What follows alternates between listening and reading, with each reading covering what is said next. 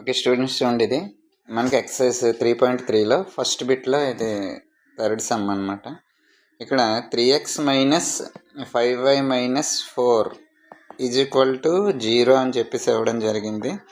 ఇప్పుడు 3x minus 5y is equal to కాన్స్టెంట్ని right hand side పంపించేస్తే -4 + 4 అవుతుంది. Let it be equation number 1. అలాగే 9x is equal to 2y + 7 అని ఇవ్వడం జరిగింది. +2yని ఇటువైపు తీసుకొస్తే -2y that is equal to 7. ఇది ఈక్వేషన్ నెంబరు 2. ఇది మనం చేసేదంతా కూడా క్యాన్సిలేషన్ మెథడ్ కాబట్టి అయితే ఎక్స్ టర్మ్స్ లేదా వై టర్మ్స్ని మనం ఈక్వల్ చేయాలి. ఫస్ట్ ఈక్వేషన్లో ఎక్స్ టర్మ్ ఏమో -3x, సెకండ్ ఈక్వేషన్లో ఎక్స్ టర్మ్ ఏమో 9x. సో 3x 9x కింద చేంజ్ అవ్వాలంటే 3xని 3తో ఇంటూ చేస్తే సరిపోతుంది. కాబట్టి ఎంటైర్ ఫస్ట్ ఈక్వేషన్ అంతటినీ కూడా మనం 3తో మల్టిప్లై చేయాలన్నమాట. సో అప్పుడు సాల్వ్ చేస్తే మనకి XY వాల్యూలు ఫైండ్ అవుట్ చేయొచ్చు. కాబట్టి multiply equation number 1 by 3 and then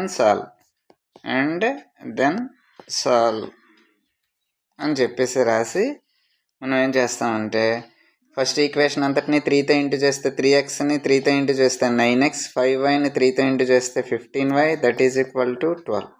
second equation మనం యాజ్ ఇట్ ఈజ్గా రాసేద్దాము. That is equal to 7. ఇప్పుడు చూడండి, ఇక్కడ +9x, ఇక్కడ +9x.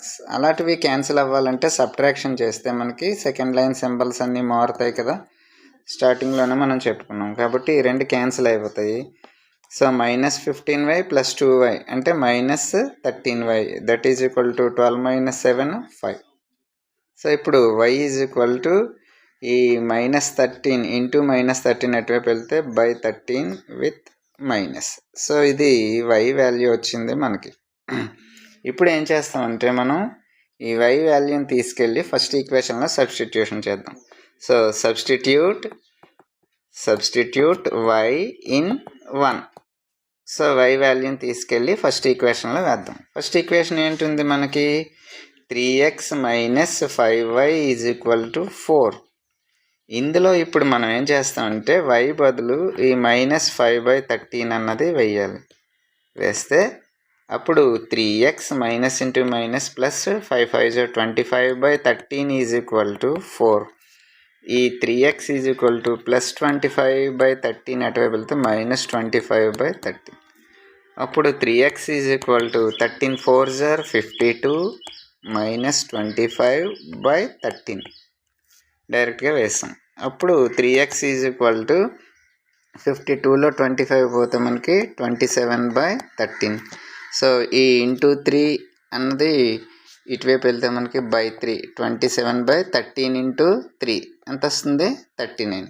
సో ఈ రెండు 3 టేబుల్లో పోతాయి కాబట్టి 3 9 3 13 అని చెప్పేసి కట్ చేసేస్తే x వాల్యూ ఎంత వచ్చింది మనకి 9/13. దీన్ని 3 9 3 13 అలా కట్ చేస్తాం. ఓకేనా స్టూడెంట్స్, చూడండి, ఇది మనకి ఫస్ట్ బిట్లో లాస్ట్ సమ్ అనమాట. ఇది ఎక్సర్సైజ్ 3.3లో ఏంటి ఇచ్చారు, x/2 + 2y/3 is equal to -1. ఇది ఫ్రాక్షన్స్లో ఉంది. మనం నార్మల్ ఈక్వేషన్లకు మార్చేయాలంటే 2కి 3కి ఎల్సిఎం ఎంత వస్తుంది, LCM of 2 and 3 is equal to 6. ఈ 6 తోటి ప్రతి టర్మ్ని ఇంటూ చేసేద్దాం. x/2 into 6, 2y/3 into 6 -1 into 6 చేస్తే ఎంత వస్తుంది, 2 3 ఇక్కడ కట్ అయిపోతే 3x, ఇక్కడ 3 2 కట్ అయిపోతే 4y ఈజ్ ఈక్వల్ టు -6. ఇది ఫస్ట్ ఈక్వేషన్.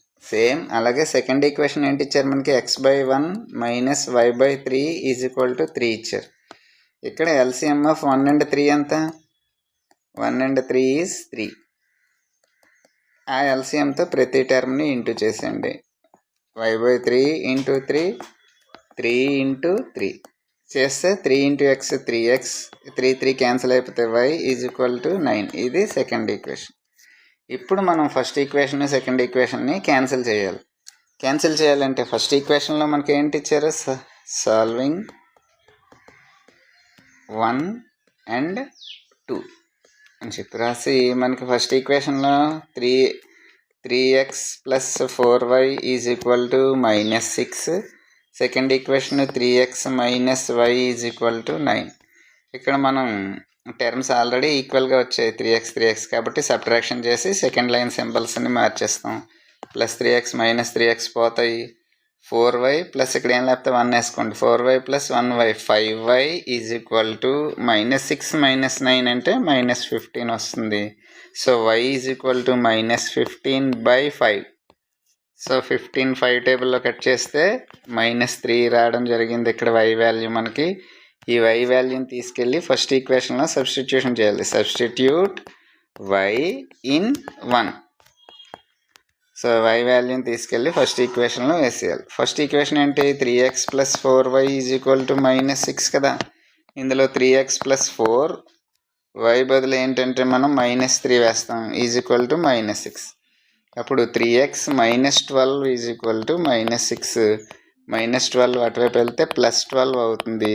అప్పుడు 3x 6 వస్తుంది. 3x 6 వస్తే అప్పుడు x × 3 అటువైపు వెళ్తే /3. x 6/3 అంటే ఎంత వస్తుంది? 2. సో మనకి x వాల్యూ ఏమో 2 రావడం జరిగింది, y వాల్యూ ఏమో -3 రావడం జరిగింది. ఓకేనా?